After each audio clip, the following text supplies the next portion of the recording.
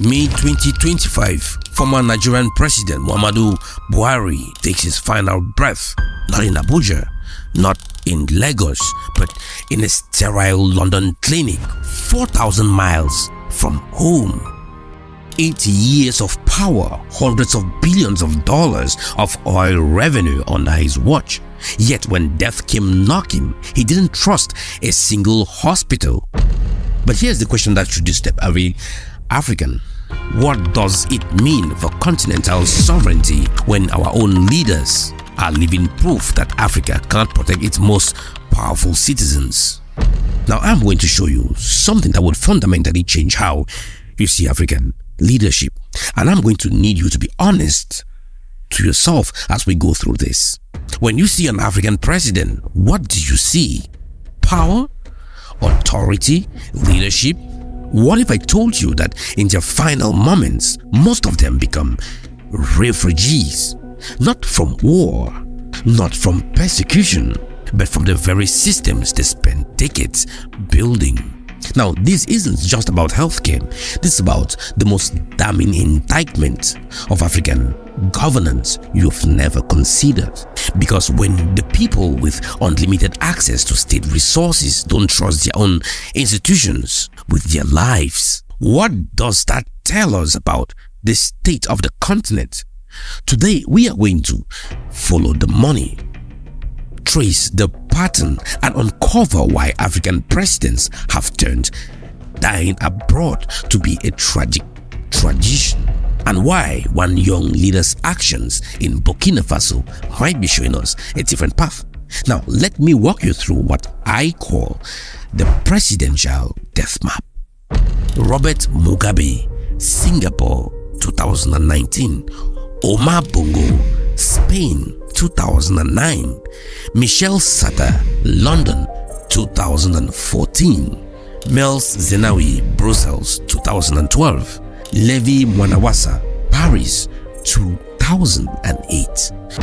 Notice the pattern: London, Paris, Brussels, Singapore. The same cities that once administered our colonies now administer our leaders' final moments. But here's where it gets disturbing. According to African Union data, over 70% of sitting or recent African leaders have sought major medical treatment outside their countries in the past decade. Now, I want you to think about this right now. You are watching this video. If you fell sick, where would you go? Your local hospital, right? But the man who controls your country's entire health budget, he has a different plan. He's got a private jet on standby and a Swiss bank account that is ready to fund his escape. Now, this isn't a coincidence. This is a system.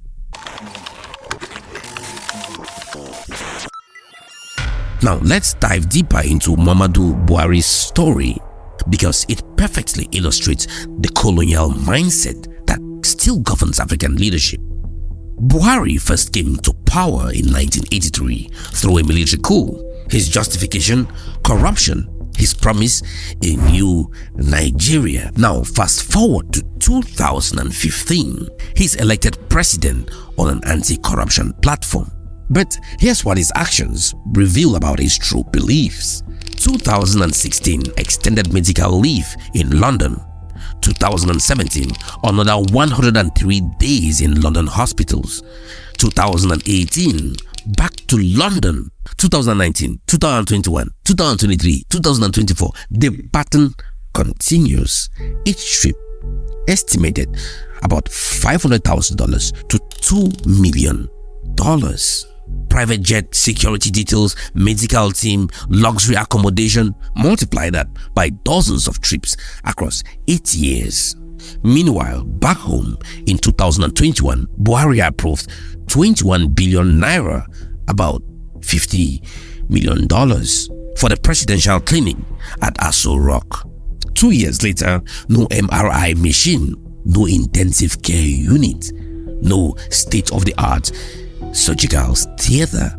Now ask yourself, if you had $50 million to build a hospital and you still choose to fly 4,000 miles for healthcare, what does that tell us about your faith in your own governance? But to understand why this happened, we need to go back, way back.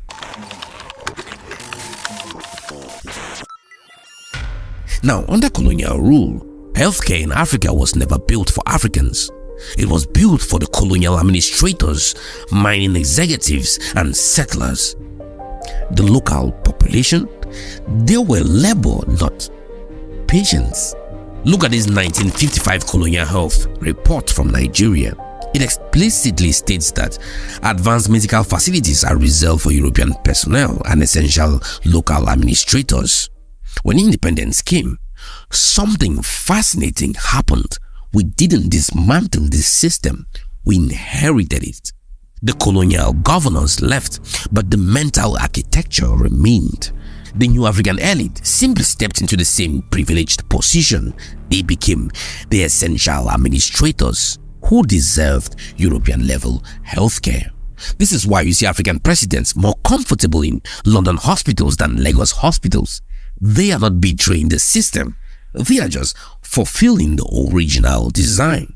Now here's the uncomfortable truth. Many African states were never designed to serve Africans. They were designed to extract from Africans. And when their leaders flee to Western hospitals, they are admitting that this design is still intact. $6 billion live in the continent every single year. Now let me put that into perspective. That's the equivalent of 6,000 fully equipped rural hospitals, salaries of 150,000 doctors for an entire year, universal vaccination for every African child, twice over, 12 state-of-the-art medical universities. But here's the real tragedy. Africa produces some of the world's most brilliant doctors. Nigerian surgeons operating in Manchester, Ghanaian pediatricians saving lives in New York, Ethiopian anesthesiologists working in Toronto. In Zimbabwe, 80% of new medical graduates live within 3 years.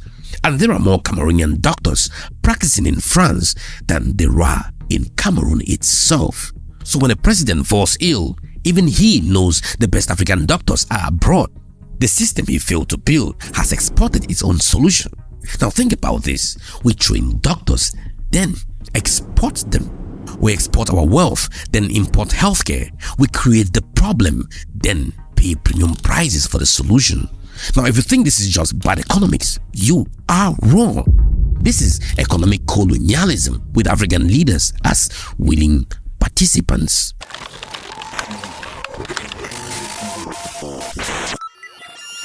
But let's talk about something deeper than money: dignity.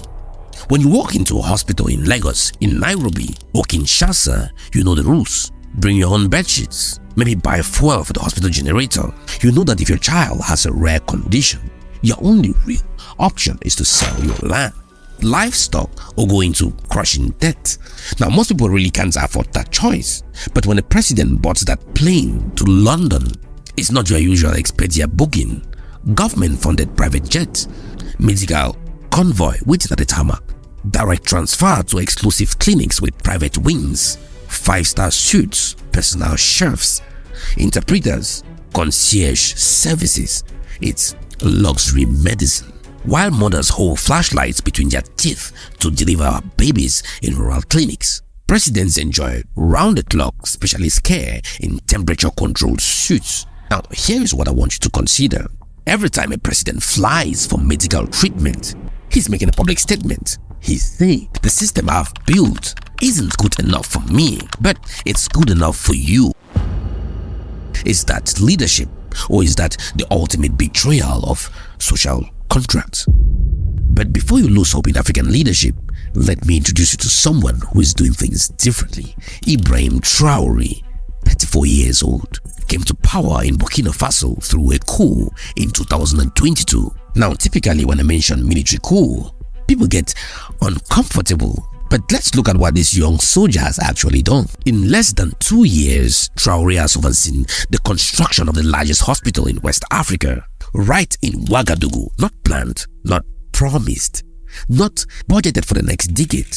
Built state-of-the-art medical equipment, intensive care units, modern surgical theaters, and here's the kicker, staffed primarily by African doctors who choose to stay home. When Traore was criticized by other African leaders for unconstitutional rise to power, he had a simple response: show me our hospitals. Think about the irony here. The legitimate presidents who took power through elections can build functional healthcare systems, but the illegitimate president who took power through coup just built the biggest hospital in West Africa. What does that tell us about our definition of legitimacy? Now, this brings us to the core question that should keep every African leader awake at night. What does it mean for continental sovereignty when African leaders themselves are proof that Africa cannot protect its most powerful citizens? You will never see Xi Jinping flying to Washington for heart surgery. You will never see Joe Biden seeking cancer treatment in Beijing, because their systems, for all their flaws, are trusted by their own leaders. But African leaders become routinely medical refugees in their hours of greatest need. They become patients in the very countries that once colonized them.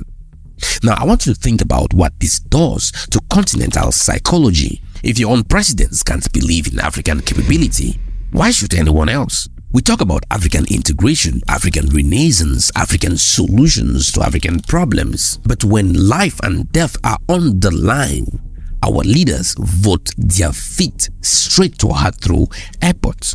What message does this send to the next generation of African leaders, investors, entrepreneurs, that at the highest level, success means escape? So what's the solution? Some argue for constitutional requirements that leaders must receive medical care within their own countries. Imagine if African constitutions included a simple clause: all presidents and senior officials must receive medical treatment within national borders. Think about how quickly that would change things. Suddenly, that delayed ICU equipment becomes national security issue. That unfiled doctor position becomes a presidential priority. That underpaid nurse becomes a potential crisis. Because when the ruling class faces the same risk as everyone else, policy changes. It's basic behavioral economics. We fix what affects us personally. Traore understood this instinctively. He didn't just build a hospital for Burkina Faso. He built a hospital he would trust with his own life. That talent exists. The resources are available. The only thing that is lacking is the political will to invest in African solutions instead of European escapes. So every time an African leader flies abroad for medical treatment, they are not just betraying their citizens, they are betraying continental possibility. They are saying Africa isn't good enough. They are saying African doctors aren't competent enough. African innovation isn't good enough. But maybe it's time we stop accepting that narrative. The next time you see a headline of an African president leaving for medical treatment abroad, I want you to ask, what kind of leader builds systems they won't trust with their own life? And more importantly, what kind of Africa do we build when we demand leaders who stay home, even when dying? That's the strategic lens through which we must see this crisis. Because until African leaders are willing to live and die by the system they create, those systems will never be worthy of the African greatness. Let me know in the comment sections, do you think African leaders should be constitutionally required to use their own healthcare systems? And what would it take for you to trust an African hospital with your life? Until next time, keep questioning, keep analyzing, and keep demanding better from those who claim to lead us. I'm Asongwa Idris. See you in my next investigation. Bye.